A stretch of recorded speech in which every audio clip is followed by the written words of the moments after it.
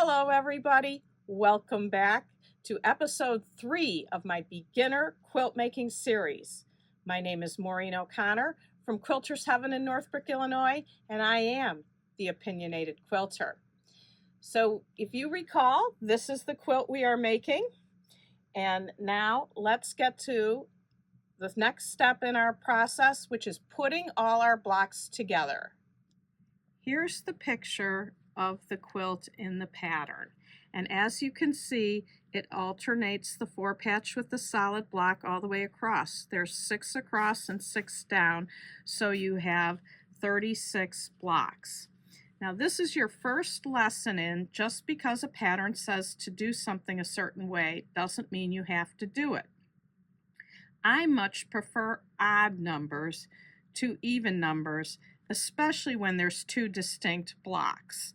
I would prefer to either start with the 4-patch or the solid block and end with the same one. So if I was going to start with the 4-patch block, I'd want to stop here or add another row here. And in addition to which, I'm not super fond of square quilts. Sometimes maybe, but I really generally prefer rectangular to square. So if I start with 1 block and end with the same block and have 5 here instead of 6, and go down 7 rows instead of 6, then I would have 35 blocks. Well, we've made 36, so it's absolutely fine to do that. We don't have to make any more blocks. We will have 1 block left over, but that's okay too. Now, you are making your own quilt. If you follow things exactly the same as a pattern, you use the exact same fabric as in the pattern, you're really making somebody else's quilt. I want to encourage you, especially as new quilters, to make your own quilts. Make changes that suit you, and you create something new that's unique to you. So let's go over to the pieces we've done last week and show you how to put them together. I've decided that I want the solid square first. So I have solid square 4-patch, solid 4-patch, solid, and then alternating in the next row. And I just want to point out, if you are not happy with your intersections of your 4 patches, if you had trouble with them, I showed you how to pinch them together before, and then I didn't pin them because I said you were going with the seam allowance towards the forward and that they would come together. But if you did in fact have a little difficulty, you can always take some pins and use the super thin pins. These are the 0.04 millimeters. You can sew over them. So if you put a little pin on both sides of the seam line and then feed them through, you should get perfect points. But remember, this is your first quilt. So if these aren't exactly perfect, it's really okay, especially when you're doing a baby quilt. The 1-year-old is not going to point out that these don't meet perfectly. So I always say, if you're going to practice on a baby quilt, because they love whatever you make. So now let's start getting these put together. I've laid them out. So I have a system where I take the block on the right and lay it on top of the block on the left. And I'm going to do that. I'm going to do it for 2 rows. You can do the whole quilt if you like. I like to do it in sets of 2 rows. And now these have nobody to get paired up with. So now I'm just going to stack them up and go over to the sewing machine. So if you keep the same system all the time, you won't get mixed up. So I do top to bottom, and I take it over to the sewing machine just like this, and I always know this is the side that I am sewing on. So let's go over to the sewing machine. I have my machine set up for a 1.75 stitch length. I have my single hole needle plate on, and I have a 1/4 inch foot on. So I am just going to start sewing, and I'm going to feed them through chaining like we did when we were making the 4 patches. And that's just the Bernina noise. If you have a Bernina, you know that's what it does. It's called engaging the step motor. Of course, I don't even know what that is, but that's okay. And I'm just going to feed them all through, and they should be the same size. The 4 patch should be 4.5, and the solid square is 4.5. If they're different, then you might want to measure and see which one is right and which one is wrong. I'm going to feed the next 2 in, match them up.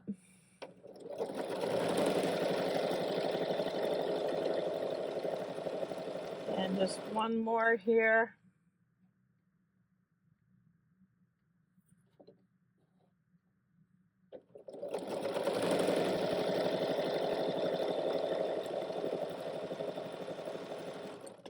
And I'm going to cut my thread.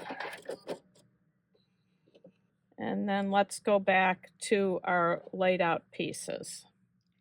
Now here is the chain of pieces that I took off of the machine.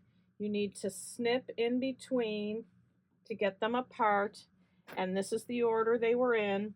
So this is my first one. I can get it apart here. And then this is my second one, third, and fourth.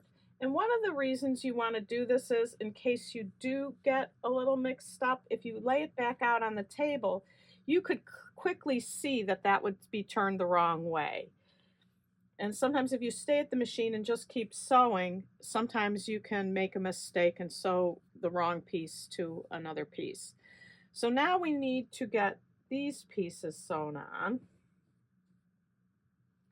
So we would lay these together and take these to the sewing machine. This is the first one, this is the second one, and we would just go sew these exactly like we did the others. So this is what you would, this is what you would now have, is pieces that have a 2 and a 3. And then you sew these 2 together. And then after you have that seam sewn, you have a piece that's all the way 5 across. And you want to do that whether you're doing 6 across 6 times or 5 across 7 times, however you've decided to do your pieces, you want to get those all together. Now, after you get those all together, you have to sew the rows together. So let's pause a second and we'll go to the ironing board. The easiest way to press these is to press the pieced blocks towards the solid blocks. So let's turn them over and we'll press. So I'm going to press towards the solid blocks, away from the pieced blocks. And then I'm going to grab my pins real quick and we'll just pin here and not move.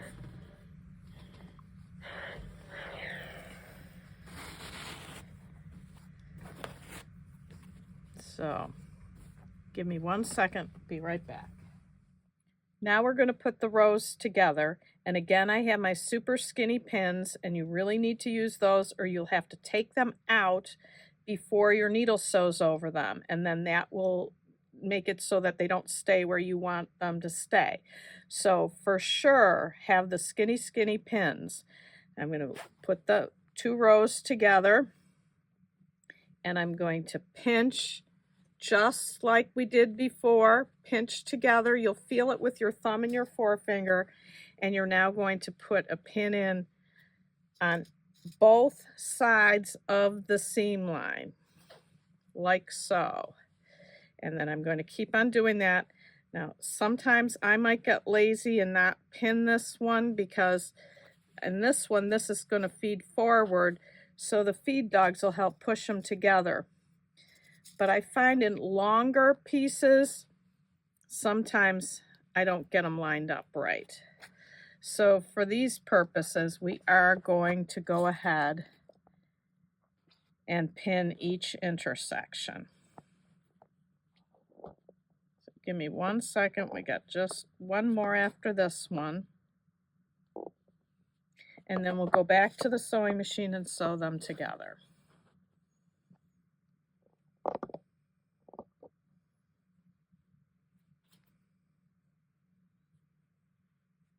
Okay, let's go back to the sewing machine. Okay, the settings are still the same. 1.75 stitch length and a 1/4 inch foot on. One thing you do not have to do in quilting is back tack.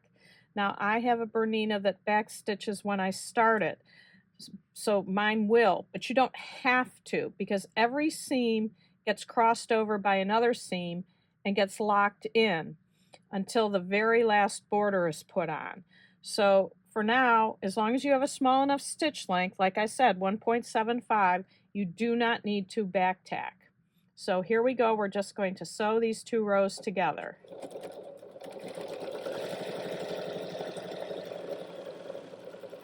And you'll see I'll just go right over the pins, no problem.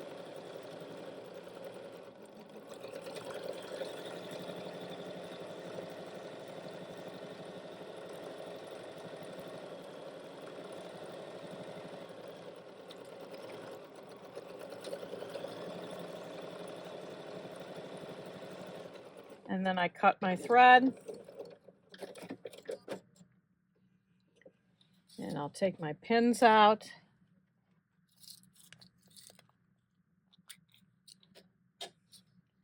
And then we will press these. And I do recommend pressing after putting each row together rather than getting a whole quilt together. This one's small, so you probably could press the whole thing at once. But if you've got anything large, it just gets harder and harder to press accurately the bigger the quilt gets. So let's go ahead and press this. Okay, we're back at the ironing board, and it doesn't make any difference which way we press it. So I actually have the odd number row on top, but it makes no difference. So we're going to press this just like we pressed the strip sets when we were making the 4 patches. So we're first going to go ahead and just give it a quick press all the way across the seam, and then going to open it up and then press it. And then let's see how we did. Did we do good enough that we're happy with it, or do we want to rip and redo? I'm going to tell you right now, on a little tiny baby quilt, it's going to have to be really awful for me to want to rip and redo. But I'm looking at these and they look just fine to me. So now you have 2 rows together, and I have 7 rows. You'll either have 6 rows of 6 or 7 rows of 5. Let's go back to the table and lay them all out. Okay, so I've got 2 sets of 2 rows together here. And now what you would have to do is put these next 3 rows together. Obviously they need to be pressed, so you'll press them first and then sew them together. So if you have 6 rows, you're going to do 2, 2, and 2, and then you can sew them together. Or you could sew 3 together and 3 together and sew them together. Makes no difference. However you like to sew, everybody sews differently. When I have 7, I'll have a 2, and then I'll sew these 3 together. I'll sew the 2s together to make a 4, and then sew the 4 to the 3. And that's your homework. Your homework now is to get all your rows together and start thinking about what you want for a border. I have not picked a border for this. I definitely want one, maybe 2. So that's going to be my homework, is to pick what I want for borders before the next episode. But I want everybody to get their whole body, main body of the quilt put together, and we'll meet back again next time to put the borders on. So until then, if you have any questions, please drop them in the comment box, and I will try to answer them so that they can be answered before the next episode. Have fun sewing.